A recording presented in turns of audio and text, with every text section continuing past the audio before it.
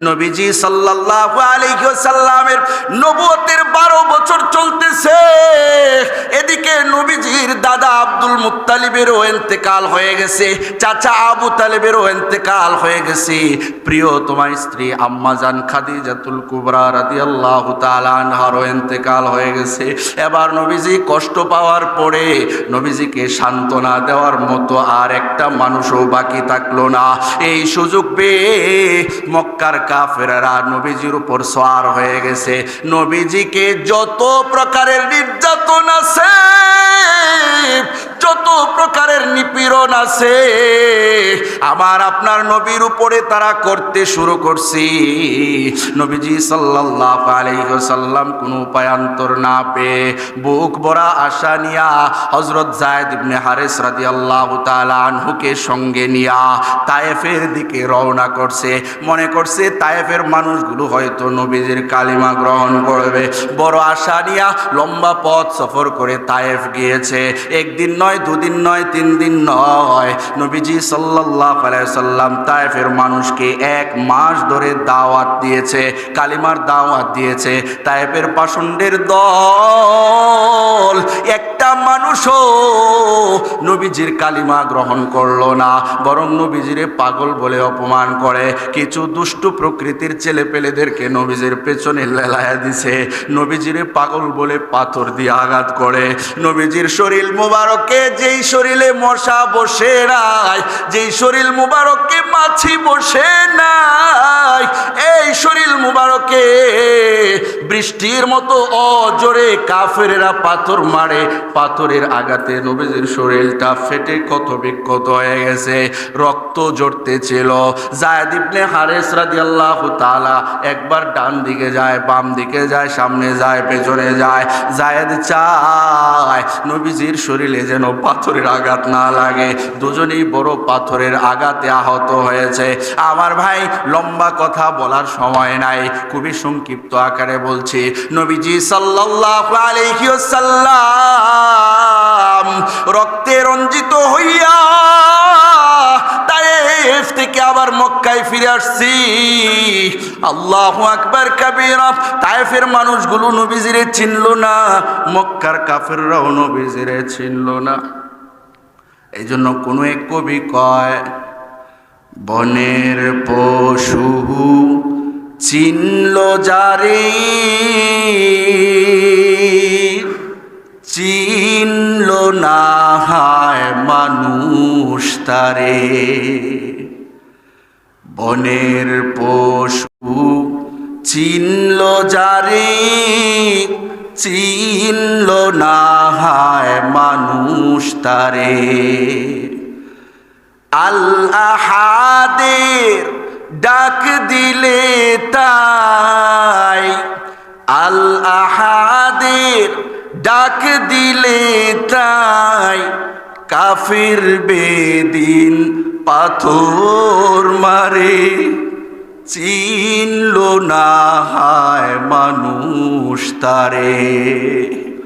নবীজির মনটা বড় খারাপ, মক্কার মানুষও চিনল না, তায়েফের মানুষও তারে চিনল না। এবার আল্লাহ পাক রব্বুল আলামিন নবীজির মনটা ভালো করার জন্য, নবীজিকে সান্ত্বনা দেওয়ার জন্য স্বয়ং আল্লাহ পাক তার বাড়ি, তার মহল্লা, তার ঘর আর সে মহল্লায় তার দুস্থ মুহাম্মদুর রাসূলুল্লাহকে দাওয়াত করে উঠিয়ে নিয়েছেন। সুবহানাল্লাহ। রজব দিবাগত রাত্রিতে মুহাম্মদুর রাসূলুল্লাহ সাল্লাল্লাহু আলাইহি ওয়াসাল্লাম হযরত উম্মে হানি রাদিয়াল্লাহু তাআলা আনহার ঘরে ঘুমন্ত অবস্থায় ছিলেন। ঠিক এমন সময় দুজন ফেরেশতা এসে মুহাম্মদুর রাসূলুল্লাহ সাল্লাল্লাহু আলাইহি ওয়াসাল্লামকে জাগ্রত করে কাবার হাতিমের ভিতরে নিয়ে গেলেন। সেখানে নিয়ে বড় সেনসিটিভ একটা অপারেশন করলেন। মুহাম্মদুর রাসূলুল্লাহ সাল্লাল্লাহু আলাইহি ওয়াসাল্লামের সিনা ফাঁক করে সিনার ভেতর থেকে কলবটা বের করলেন। কলবটা ছিঁড়ে কলবের ভিতর থেকে কালো কিছু একটা বের করে ফেলে দিলেন। ঈমান আর হিকমত দিয়া কলবটারে ভরপুর করে দিলেন। আবার কলবটারে পূর্বের জায়গায় রেখে দিলেন। বড় নিপুণ হাতে বুকটাকে আগের মতো জোড়া লাগিয়ে দিলেন। সুবহানাল্লাহ। মুহাম্মাদুর রাসূলুল্লাহ সাল্লাল্লাহু আলাইহি ওয়াসাল্লামের জন্য বুরাক নামক একটা জন্তু হাজির করা হয়েছে। রাসূল করিম সাল্লাল্লাহু আলাইহি ওয়াসাল্লাম বুরাক নামক জন্তুর উপর সওয়ার হয়েছেন। সঙ্গে ছিলেন সাইয়্যিদুল মালায়েকা হযরত জিবরাইল এবং মিকাইল আলাইহিস সালাম। মুহাম্মাদুর রাসূলুল্লাহ সাল্লাল্লাহু আলাইহি ওয়াসাল্লাম বুরাকের উপর সওয়ার হয়েছেন। মিরাজের উদ্দেশ্যে মক্কার কাবার হাতিম থেকে সফর শুরু হয়েছে। চোখের পলকে মক্কা থেকে ফিলিস্তিনে অবস্থিত মসজিদে আকসা তথা বাইতুল মুকাদ্দাসে গিয়ে পৌঁছেছেন। আল্লাহ পাক রব্বুল আলামিন সেখানে পূর্বের নবীদেরকে হাজির রেখেছিলেন। আপনার আমার নবী বিশ্বনবী মুহাম্মাদুর রাসূলুল্লাহ সাল্লাল্লাহু আলাইহি ওয়াসাল্লাম সকল নবীদেরকে পিছনে রেখে 2 রাকাত নামাজের মাধ্যমে নবীদের ইমামতি করলেন। ইমামতি করে এবার ঊর্ধ্ব আকাশের দিকে সফর শুরু হয়েছে। বিশ্বনবী মুহাম্মাদুর রাসূলুল্লাহ সাল্লাল্লাহু আলাইহি ওয়াসাল্লাম প্রথম আসমানে গিয়ে আদি পিতা হযরত আদম আলাইহিস সালামের সঙ্গে সাক্ষাৎ হয়েছে। দ্বিতীয় আসমানে গিয়ে হযরত ঈসা আলাইহিস সালামের সঙ্গে সাক্ষাৎ হয়েছে। তৃতীয় আসমানে গিয়ে হযরত ইউসুফ আলাইহিস সালাম এবং ইয়াহইয়া আলাইহিস সালামের সঙ্গে সাক্ষাৎ হয়েছে। চতুর্থ আসমানে গিয়ে হযরত ইদ্রিস আলাইহিস সালামের সঙ্গে সাক্ষাৎ হয়েছে। ষষ্ঠ আকাশে গিয়ে আল্লাহর পয়গম্বর মুসা কালিমুল্লাহ আলাইহিস সালাতু ওয়াস সালামের সঙ্গে সাক্ষাৎ হয়েছে। সপ্তম আকাশে গিয়ে সাইয়্যিদুনা ইব্রাহিম খলিল আলাইহিস সালাতু ওয়াস সালামের সঙ্গে সাক্ষাৎ হয়েছে। এবার জিবরাইল আলাইহিস সালাম বিশ্বনবী মুহাম্মাদুর রাসূলুল্লাহ সাল্লাল্লাহু আলাইহি ওয়াসাল্লামকে নিয়ে সিদরাতুল মুনতাহার দিকে অগ্রসর হইলেন। সুবহানাল্লাহ। নবীজি বলেন, আমাকে সিদরাতুল মুনতাহা পর্যন্ত নিয়ে যাওয়া হলো। সিদরাতুল মুনতাহা হলো শেষ সীমানার বড়ই বৃক্ষ। আমি দেখলাম একটা বিশাল আকারের বড়ই গাছ সেখানে রয়েছে, কুল বৃক্ষ রয়েছে। এক একটা বড়ই এক একটা ফল মস্ত বড় বড়। নবীজি কয় গাছের পাতা এক একটা হাতির কানের মতো বড় বড়। বিশ্বনবী বলেন ওই গাছের পাশেই ফেরেশতাদের ইবাদত করার জন্য একটা ঘর রয়েছে, যার নাম হলো বাইতুল মামুর। নবীজি কয় ওই বাইতুল মামুর এত বড়, যার মধ্যে কোটি কোটি কোটি কোটি ফেরেশতারা ইবাদত বন্দেগী করে। আর ওই বাইতুল মামুরটা এমন জায়গায় অবস্থিত, নবীজি বলেন আরবে আপনার আমার কাবা যেখানে অবস্থিত, ওই কাবার সোজাসুজি উপরে অবস্থিত। সুবহানাল্লাহ। বাইতুল মামুর মসজিদটা সোজাসুজি কাবার উপরে আল্লাহ তাআলা নির্মাণ করেছেন। এর একটু পরেই জান্নাত রয়েছে। সুম্মা উদখিলাল জান্নাহ, নবীজি কয় এবার আমাকে জান্নাতের ভিতরে প্রবেশ করানো হলো।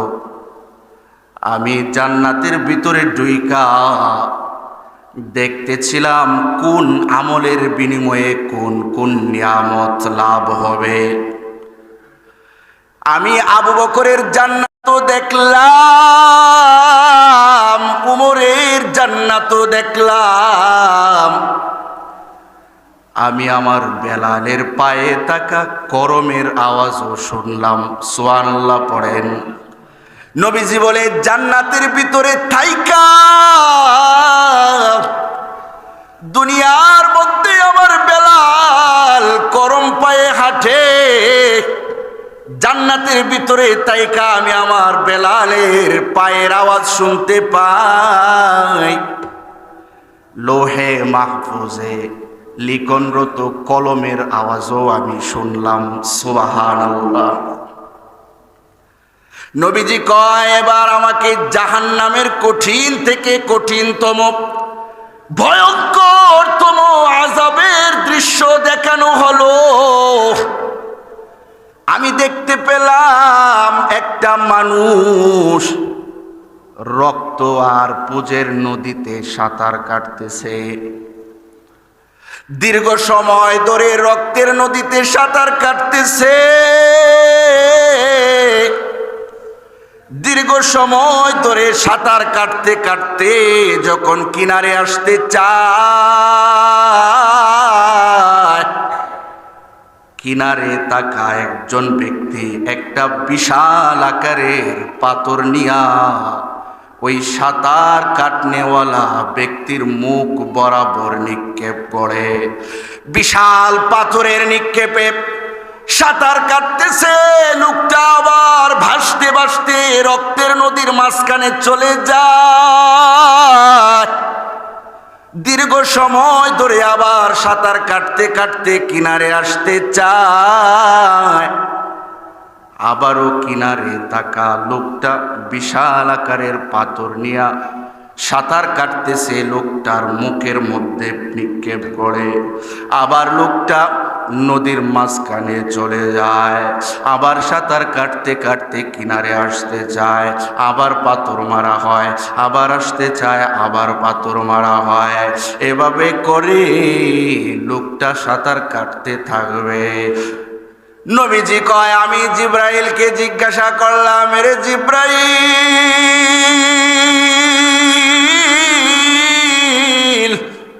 এই লোকটাকে রক্ত আর পুজের নদীতে সাঁতার কাটে, কষ্ট করে সাঁতার কাটতে কাটতে তীরে আসতে চায়, আবার তারে পাথর মারা হয়। জিব্রাইল কয় হুজুর, এই লোকটা দুনিয়ার জমিনে দুনিয়া লোভী ছিল। ওই লোকটা দুনিয়ার জমিনে সুদ করছিল, সুদে লেনদেন করত, সুদ ভক্ষণ করত। গরিব মানুষকে সহযোগিতা করার নামে গরিবের থেকে মহাজনগিরি দেখাইয়া সুদে লেনদেন করত, সুদ ভক্ষণ করত। গরিবের কষ্ট অর্জিত টাকা থেকে সে সুদ নিত, গরিবের রক্ত ভেজা টাকা থেকে সে সুদ নিত। এই জন্য আল্লাহ পাক রব্বুল আলামিন তারে রক্তের নদীতে শাস্তিতে রাখছে। এই শাস্তি চলমান থাকবে, কোনোদিনও রক্তের নদীর স্রোত পার হয়ে কিনারে উঠতে পারবে না। নাউজুবিল্লাহ। নবীজি কয় আমি একটু সামনের দিকে আগাইলাম। সামনে গিয়ে দেখি একদল মানুষ, ওই মানুষগুলোকে একজন মানুষ বিশাল আকারের একটা পাথর দিয়া মাথা বরাবর নিক্ষেপ করে। পাথরের আঘাতে মানুষগুলোর মাথাটা ভেঙে তেতলে যায়। আবার সঙ্গে সঙ্গে মাথাটা জোড়া লেগে যায়, ভালো হয়ে যায়। আবার পাথর হাতে লোকগুলো আবার তাদেরকে পাথর মারে, আবার মাথাটা ভেঙে তেতলে যায়। এভাবে করে শাস্তি চলতে থাকবে, চলতে থাকবে। নবীজি জিজ্ঞাসা করে, ওরে জিবরাইল, এই মানুষগুলো কারা যাদের মাথাগুলোকে বারবার ভেঙে দেওয়া হচ্ছে, আবার বারবার সুস্থ করে দেওয়া হচ্ছে, আবার ভেঙে দেওয়া হচ্ছে, আবার ভালো হয়ে যাচ্ছে? এই শাস্তি কেন এদের উপর দেওয়া হচ্ছে? জিবরাইল কয়, হুজুর, এই মানুষগুলোর উপর নামাজ ফরজ ছিল হুজুর। ওই মানুষগুলো দুনিয়ার অলসতার কারণে ফরজ নামাজগুলো ছেড়ে দিত, নামাজ ছেড়ে দিয়া আড্ডাবাজি করত, নামাজ ছেড়ে দিয়া দুনিয়ার কৃষি কাজে লিপ্ত থাকতো, নামাজ ছেড়ে দিয়া গাড়ি চালাইতো, নামাজ ছেড়ে দিয়া দোকানদারি করত, নামাজ ছেড়ে দিয়া ঘুমায়া থাকতো, আল্লাহর ফরজ বিধানের ব্যাপারে ভ্রুক্ষেপ করত না। এই জন্য আল্লাহ পাক রব্বুল আলামিন ওই বেনমাজিদের শাস্তি এমন কঠোর ভাবে দিচ্ছেন, ওই বেনমাজিদের মাথাগুলোকে আল্লাহ পাকের ফেরেশতারা পাথর মেরে মেরে ভাঙতে থাকবে, ভেঙে যাবে, আবার সুস্থ করে দেওয়া হবে, আবার জোড়া লাগিয়ে দেওয়া হবে, আবার পাথর মেরে ভাঙা হবে। এমনভাবে তাদেরকে শাস্তি দিতে থাকবে। এই শাস্তি চিরকাল চলতে থাকবে। নাউজুবিল্লাহ। নবীজি কয়, আমি আবার একটু সামনে গেলাম, সামনে গিয়া দেখলাম জাহান্নামের আগুনের একটা চুলা। হায় হায়, আমরা তো বড় বড় রেস্টুরেন্টে দেখি তন্দুর রুটি বানানোর জন্য চুলা থাকে, কি বলেন, চুলার ভিতরে তাকাইলে দেখা যায় আগুন দাও দাও করে জ্বলতেছে, লাল হয়ে আছে চুলাটা। রুটিটা ভিতরে দেওয়ার সঙ্গে সঙ্গে ফুলে যায়, হয়ে যায়, খাবারের উপযুক্ত হয়ে যায়। নবীজি কয়, আমি জাহান্নামের ভিতরে এমন একটা আগুনের চুলার মতো দেখলাম, আর এর ভিতর থেকে বড় ভয়ঙ্কর আওয়াজে চিৎকার শোনা যাইতে লাগলো। আমি একটু উকি মাইরা দেখলাম ওই চুলার ভিতরে কিছু উলঙ্গ নারী পুরুষ দেখা যায়, আর কণ্ঠ ছেড়ে চিৎকার করতে শোনা যায়। আমি জিব্রাইলকে জিজ্ঞাসা করলাম, ওরে জিব্রাইল, এই চুলার ভিতরে কারা জ্বলতেছে? এত কঠিন আযাব কেন তাদেরকে দেওয়া হইতেছে? জিব্রাইল কয়, হুজুর, এই মানুষগুলো দুনিয়ার জমিনে বেবিচারে লিপ্ত ছিল হুজুর। দুনিয়ার জমিনে এরা বেবিচার করে এসেছে, এই জন্য আল্লাহ পাক রব্বুল আলামিন এই বেবিচারিণী আর বেবিচারকের শাস্তি এমন আগুনের শাস্তি দিয়েছে। নাউজুবিল্লাহ। আমার ভাই নবীজি কয়, আমি একটু সামনে গিয়ে দেখলাম একদল মানুষ নিজের হাত দিয়া, মানুষগুলোর নখগুলো তামা দিয়া তৈরি। আমাদের নখগুলো একটা আলাদা পদার্থ দিয়া আল্লাহ বানাইছে। আল্লাহর নবী কয়, ওই জাহান্নামের ভিতরে একদল মানুষ দেখলাম, ওই মানুষগুলোর নখগুলো তামা দিয়া বানাইছে। ওই তামা দিয়া তৈরি নখগুলো দিয়া নিজের চেহারার মধ্যে মধ্যে আঁচড় মারতেছে, নিজের বুকের মধ্যে আঁচড় মারতেছে, চেহারাটারে ক্ষত বিক্ষত কইরা দিতেছে, আবার চেহারা ভালো হয়ে যাইতেছে, আবার বুকটা ভালো হয়ে যাইতেছে, আবার নিজের হাতের আঙ্গুল দিয়া নিজের চেহারাকে ক্ষত বিক্ষত করতেছে, নিজের হাতের আঙ্গুলের নখ দিয়া নিজের বুকটাকে ক্ষত বিক্ষত করতেছে। নবীজি কয়, আমি জিব্রাইলকে জিজ্ঞাসা করলাম, ওরে জিব্রাইল, এই মানুষগুলো কারা,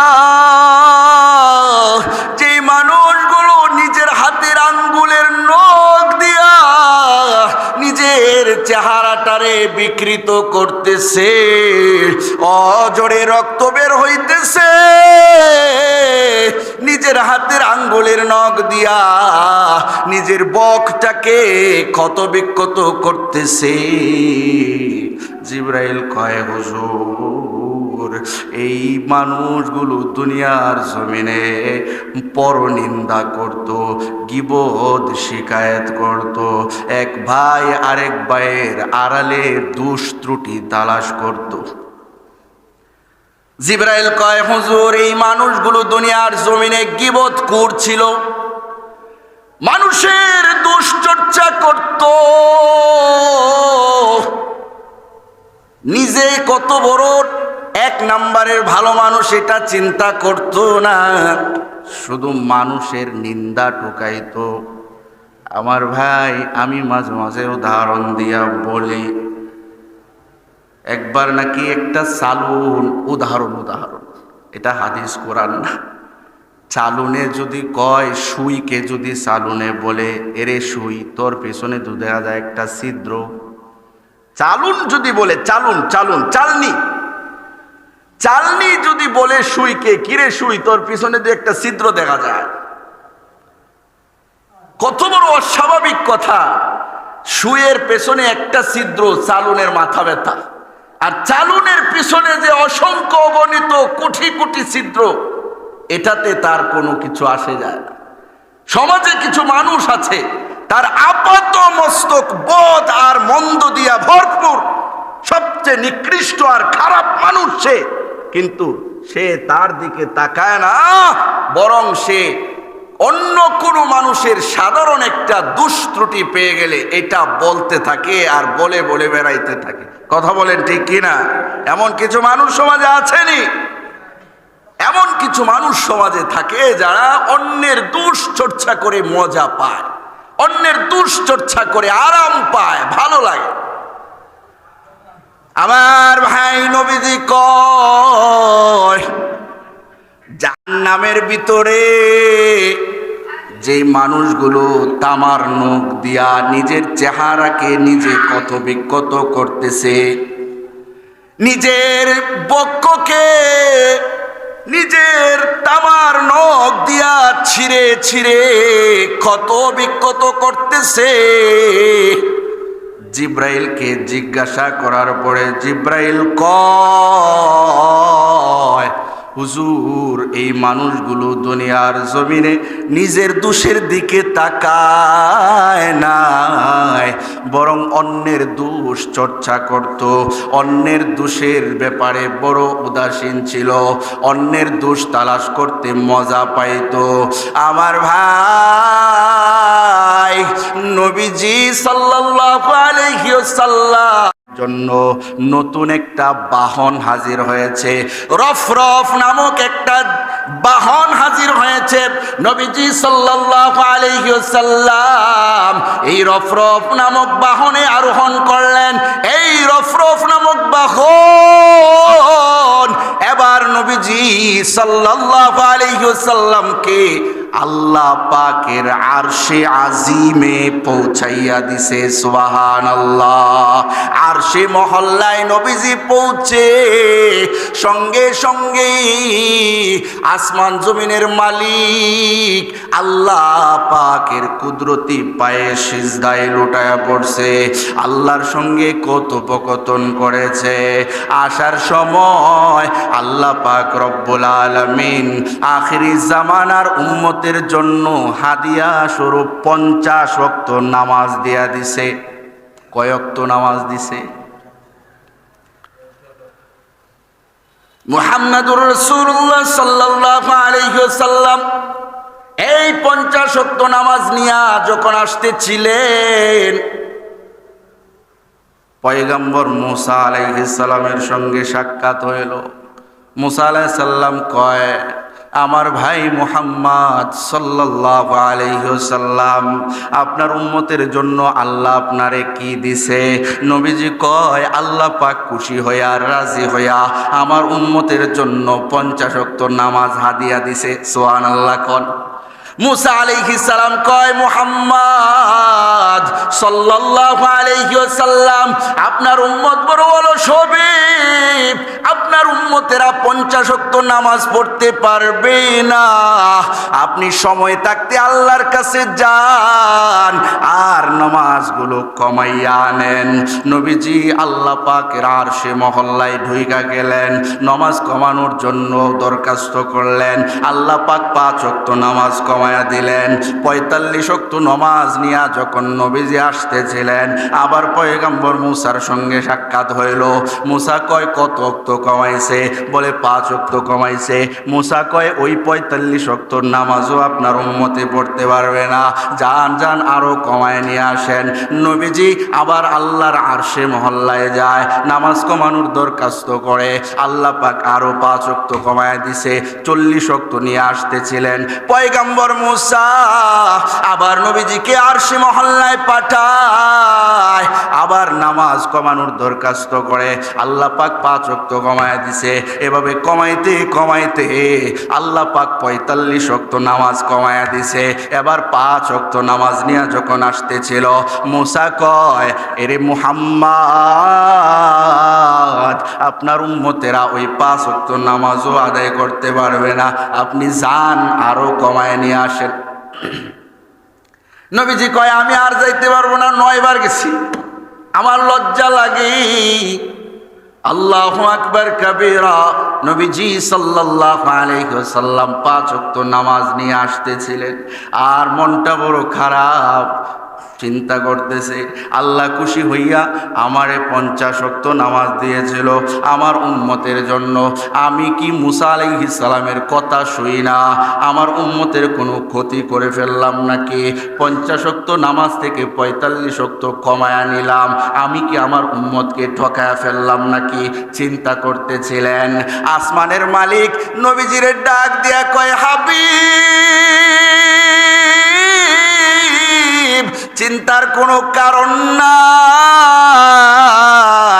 আপনার উম্মত যদি ওই 5 ওয়াক্ত নামাজ যথাযথ গুরুত্বের সাথে, আজমতের সাথে 5 ওয়াক্ত নামাজ আদায় করতে পারে, এরে আমার হাবিব ওই 5 ওয়াক্ত নামাজ আদায় করার বদৌলতে আমি তাদেরকে 50 ওয়াক্ত নামাজের সওয়াব দান করব। সুবহানাল্লাহ। নবীজি সাল্লাল্লাহু আলাইহি ওয়াসাল্লাম আনন্দ চিত্তে 5 ওয়াক্ত নামাজ নিয়ে আসতেছিলেন। রাত হইছে, নবীজি মক্কা এসে পৌঁছাইছে। সকালবেলায় মেরাজের ঘটনা বলে, কাফেররা মেরাজের ঘটনা শুইরা হাসাহাসি করে, নবীজিরে নিয়া অট্টহাসি হাসে, বিদ্রুপ করে, তিরস্কার করে। আবু জাহেল নবীজির কথা শুইনা হাসতে হাসতে বাড়ির দিকে যায়। হঠাৎ করে আবু বকরের সঙ্গে সাক্ষাৎ হয়। আবু বকরকে ডাক দিয়া দাঁড় করায় কয়, আবু বকর, এতদিন আমরা মুহাম্মাদকে পাগল বলতাম, তোমরা সেটা বিশ্বাস করতা না, আজকে তো মুহাম্মাদকে তুমিও পাগল বলবা। নাউজুবিল্লাহ।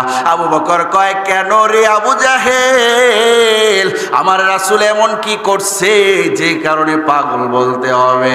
আবু জাহেল কয়, আবু বকর তোমাকে একটা প্রশ্ন করি, আগে প্রশ্নের উত্তর দাও। আবু বকর কয়, করো, কি প্রশ্ন করবা। আবু জাহেল প্রশ্ন করে, রে আবু বকর, একটা মানুষ মক্কা থেকে ফিলিস্তিনে অবস্থিত বাইতুল মুকাদ্দাসে এক রাতে যাইতে পারে নাকি? আবার এই রাতেই ফিরে আসতে পারবে নাকি? একটা মানুষের দ্বারা এটা কখনো সম্ভব নাকি? মক্কা থেকে আরবে থাকা, মক্কা থেকে ফিলিস্তিনে থাকা বাইতুল মুকাদ্দাসে এক রাতে যাবে আবার চলে আসবে, এটা কি কারো দ্বারা সম্ভব নাকি? আবু বকর কয়, আগে বলো কে বলছে কথাটা, আগে বলো কার সঙ্গে হয়েছে ঘটনা। আবু জাহেল কয়, আর কেউ নয়, আর কেউ নয়, এরে আবু বকর, তোমার বন্ধু মুহাম্মদ বলছে সে নাকি আজকে রাত্রে কাবার হাতিম থেকে সফর করে ফিলিস্তিনের মসজিদে আকসায় গেছে, আবার নাকি রাতে রাতে মসজিদে, আবার মসজিদে হারাম কাবায় চলে আসছে। এটা কি তোমার বন্ধু সত্য বলছে? এটা কি ভালো মানুষের কথা হইতে পারে? পাগল ছাড়া এমন কথা আর কেউ বলতে পারে না, নাউজুবিল্লাহ। এবার আবু বকর ডাক দিয়া কয়, রে আবু জাহেল, আমার নবী মুহাম্মদুর রাসূলুল্লাহ যদি দিনকে রাত কয় আর রাতকে দিন কয়, আমি আবু বকর সেটাই বিশ্বাস করব, কারণ আমার নবী কোনোদিন মিথ্যা কথা বলতে পারে না। যার কাছে আসমানি খবর দিনে রাতে সন্ধ্যা সকালে আসা যাওয়া করে, এই আল্লাহ আমার নবীর দ্বারা কিছু করাইতে চাইলে নবীর মাধ্যমে সেটা সম্ভব। এরে আবু জাহেল, আমার নবী মুহাম্মদুর রাসূলুল্লাহ সাল্লাল্লাহু আলাইহি সাল্লাম যদি বলে থাকে তাহলে সন্দেহ করার কোনো সুযোগ নাই। সুবহানাল্লাহ। এবার আবু জাহেলের চেহারাটা বার হয়ে গেছে। আবু বকর আস্তে আস্তে নবীজির দরবারে যায়, দূর থেকে নবীজি সাল্লাল্লাহু আলাইহি ওয়াসাল্লাম মুচকি মুচকি আসে আবু বকরকে দেখা। আবু বকর কাছে কাছে যায়, নবীজি ডাক দেয়, আবু বকর সিদ্দিক আসছো। আবু বকর রাদিয়াল্লাহু তাআলা আনহু নবীজির কাছে গিয়া বলে, ইয়া রাসূলুল্লাহ, ইয়া হাবিবাল্লাহ, এর আগে তো কোনোদিন আপনি আমারে আবু বকর সিদ্দিক বলে ডাকেন নাই, আজকে নতুন নাম দিয়া ডাকতেছেন। নবীজি কয়, আবু বকর, রাস্তার মধ্যে তোমার সঙ্গে আবু জাহেলের সঙ্গে কি হয়েছিল? এই আবু বকর, আমি তোমারে সিদ্দিক বইলা ডাকি নাই, বরং আসমানের মালিক জমিনের মালিক আল্লাহ পাক রব্বুল আলামিন তোমারে আবু বকর সিদ্দিক বলে ডাকছে। সুবহানাল্লাহ। এরে আবু বকর, তোমার অন্তরের ভিতরে আল্লাহ আল্লাহর রাসূলের প্রতি বিশ্বাসের যে সমুদ্র আছে, ওই সমুদ্র দেইকা আল্লাহ তোমার প্রতি খুশি হইয়া তোমাকে অতিমাত্রার বিশ্বাসী তথা আবু বকর সিদ্দিক বলে ডাক দিছে। সুবহানাল্লাহ। আমার ভাইয়েরা, সময় শেষ হয়ে গেছে, খুবই ছোট্ট করে বলতে চাই, আল্লাহ পাক রব্বুল আলামিন বিশ্বনবী মুহাম্মদুর রাসূলুল্লাহ সাল্লাল্লাহু আলাইহি ওয়াসাল্লামকে যে মেরাজটা করিয়েছিলেন, এটা মূলত আল্লাহ তাআলা নবীজিকে সান্ত্বনা দেওয়ার জন্য করিয়েছিলেন, নবীজির মনটা ভালো করার জন্য করিয়েছিলেন। নবীজি সাল্লাল্লাহু আলাইহি ওয়াসাল্লামের নবুয়তের 12 বছর চলতেছে, এদিকে নবীজির দাদা আব্দুল মুত্তালিবেরও ইন্তেকাল হয়ে গেছে, চাচা আবু তালেবেরও ইন্তেকাল হয়ে গেছে, প্রিয় তোমার স্ত্রী আম্মা জান খাদিজাতুল কুবরা রাদিয়াল্লাহু তাআলা আনহারও ইন্তেকাল হয়ে গেছে। এবার নবীজি কষ্ট পাওয়ার পরে নবীজিকে সান্ত্বনা দেওয়ার মতো আর একটা মানুষও বাকি থাকলো না। এই সুযোগ পেয়ে মক্কার কাফেররা নবীজির উপর সওয়ার হয়ে গেছে। নবীজিকে যত প্রকারের নির্যাতন আছে, যত প্রকারের নিপীড়ন আছে, আমার আপনার নবীর উপরে তারা করতে শুরু করছে। নবীজি সাল্লাল্লাহু আলাইহি ওয়াসাল্লাম কোনো উপায়ান্তর না পেয়ে বুক ভরা আশা নিয়া হযরত যায়েদ ইবনে হারেস রাদিয়াল্লাহু তাআলা আনহুকে সঙ্গে নিয়া তায়েফের দিকে রওনা করছে। মনে করছে তায়েফের মানুষগুলো হয়তো নবীজির কালিমা গ্রহণ করবে। বড় আশা নিয়া লম্বা পথ সফর করে তায়েফ গিয়েছে। একদিন নয়, নয়, দুদিন নয়, 3 দিন নয়, নবীজি সাল্লাল্লাহু আলাইহি সাল্লাম তায়েফের মানুষকে 1 মাস ধরে দাওয়াত দিয়েছে, কালিমার দাওয়াত দিয়েছে। তায়েফের পাষণ্ডের দল একটা মানুষও নবীজির কালিমা গ্রহণ করলো না, বরং নবীজিরে পাগল বলে অপমান করে। কিছু দুষ্ট প্রকৃতির ছেলেপেলেদেরকে নবীজির পেছনে লেলায়া দিছে, নবীজিরে পাগল বলে পাথর দিয়ে আঘাত করে। নবীজির শরীর মুবারকে, যেই শরীরে মশা বসে নাই, যেই শরীর মুবারকে মাছি বসে নাই, এই শরীর মুবারকে বৃষ্টির মতো অজোরে কাফেরেরা পাথর মারে। পাথরের আঘাতে নবীজির শরীরটা ফেটে ক্ষত বিক্ষত হয়ে গেছে, রক্ত ঝরতেছিল। যায়েদ ইবনে হারেস রাদিয়াল্লাহু তাআলা একবার ডান দিকে যায়, বাম দিকে যায়, সামনে যায়, পেছনে যায়। যায়েদ চায় নবীজির শরীরে যেন পাথরের আঘাত না লাগে। দুজনেই বড় পাথরের আঘাতে আহত হয়েছে। আমার ভাই, লম্বা কথা বলার সময় নাই, খুবই সংক্ষিপ্ত আকারে বলছি। নবীজি সাল্লাল্লাহু আলাইহি ওয়াসাল্লাম রক্তে রঞ্জিত হইয়া তায়েফ থেকে আবার মক্কায় ফিরে আসছি। আল্লাহু আকবার কাবীরা। তায়েফের মানুষগুলো নবীজিরে চিনল না, মক্কার কাফেররাও নবীজিরে চিনল না। এই জন্য কোনো এক কবি কয়, বনের পশু চিনল যারে, চিনল না হায় মানুষ তারে। বনের পশু চিনল যারে, চিনল না হায় মানুষ তারে।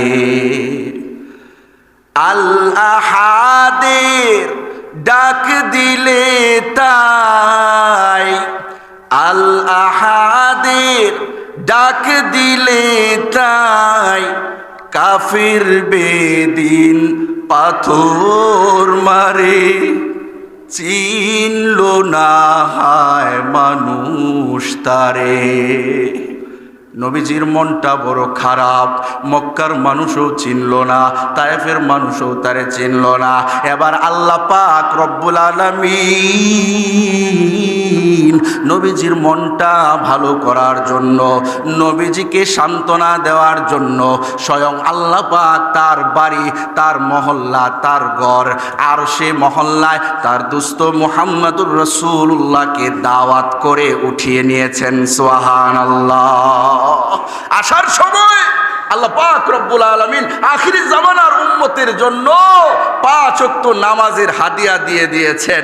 আমার ভাই, ওই মেরাজের ইতিহাস শোনা যায়, বোঝা যায়, মানা যায়, বিশ্বাস করতে হবে, এটা চিরন্তন সত্য। তো এ মেরাজের সাথে ইবাদতের বিশেষ কোনো সম্পৃক্ততা হাদিসে পাওয়া যায় না। শবে বরাতের মতো, শবে কদরের মতো মেরাজের রজনীতে ইবাদতের বিশেষ ফজিলত আছে, এমন কোনো হাদিস পাওয়া যায় না।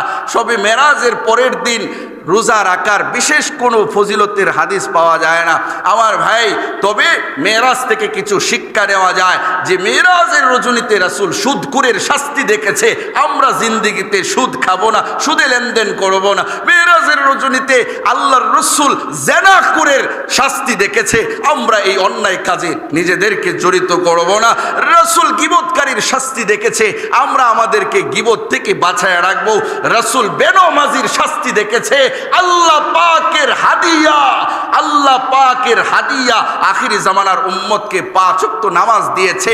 আমরা আমাদের জিন্দেগীর বাকি সময়টায় একদিনের জন্য 1 ওয়াক্ত নামাজের জন্য আল্লাহর হাদিয়া নামাজের ব্যাপারে অবহেলা করব না। আল্লাহ তৌফিক দান করুক, সবাই বলি আমিন।